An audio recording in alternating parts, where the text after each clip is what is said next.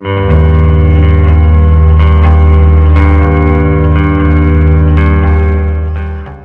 pagbabalik po, update po muli tayo sa lagay ng ating panahon ngayong araw po ng Martes, September 12, 2023. So dalawang active low pressure area pa rin po ang ating binabantayan.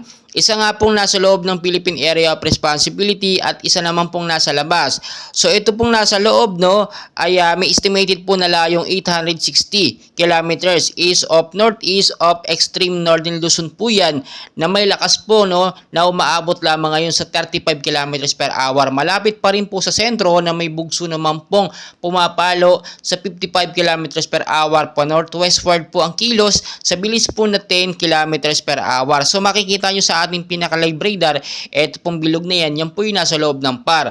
At wala po itong direktang epekto sa ating bansang Pilipinas.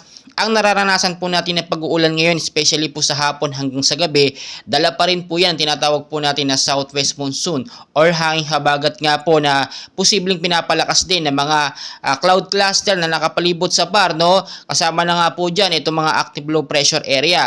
So ngayon titignan po natin kung may posibilidad nga po ba maging isang ganap na bagyo, eto nga pong active low pressure area. Sa ngayon po 35 kilometers per hour po ang kanyang lakas. So malabo pa po o malayo pa to maging isang ganap na typhoon or bagyo, Pero kapag once na pumalo po ito, from 35 ay naging 60 to 70 kilometers per hour ang lakas ng hangin niya, ay posible na po ito maging isang ganap na bagyo. Kapag ito po ay naging bagyo, tatawagin po itong bagyong Jenny sa Pilipinas. So makikita nyo naman mabuti, pasok na pasok pa siya sa Philippine Area of Responsibility. Pero itong nasa labas, ito po yung malayo, wala po itong posibilidad, hindi po ito may posibilidad na magkaroon or maging isang ganap na bagyo. Ang binabantayan natin, ito lamang nasa loob dahil nga malapit ito mismo sa Northern Luzon at sa Metro Manila. Ngayon po, maging ready po tayo sa mga posibilidad na mangyari kahit wala pong bagyo sa manang panahon, ay maging handa pa rin po tayo, especially sa mga bahayang lugar sa Metro Manila. Linisin po ang mga estero, yung posibleng pagbarahan po ng mga basura. Yung basura ay itapon sa maayos na lagayan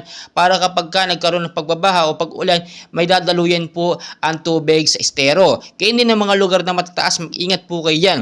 Sa banta po ng landslide, especially po sa lugar ng Baguio, yung matataas po na lugar dyan. Kapag may alert po tayo, may hypnosis tayo na tuloy-tuloy na pag-uulan, expected nyo po, posible magkaroon ng landslide dahil lalambot ang lupa, ito po yung magiging sanhi ng landslide. Maging I'm ready po tayo dahil never and ever po natin mape-predict ang galaw po ng panahon or ng bagyo, pabago-bago po yan, especially po ang kanyang direksyon. So ang tanging kong maipapaalala sa inyo mga kaibigan ko, mga kababayan, ay maging ready tayo sa bawat araw sa mga posibilidad na mangyari. So paki-share, like, subscribe, pahit na rin po ng notification bell for more weather updates. Maraming salamat po.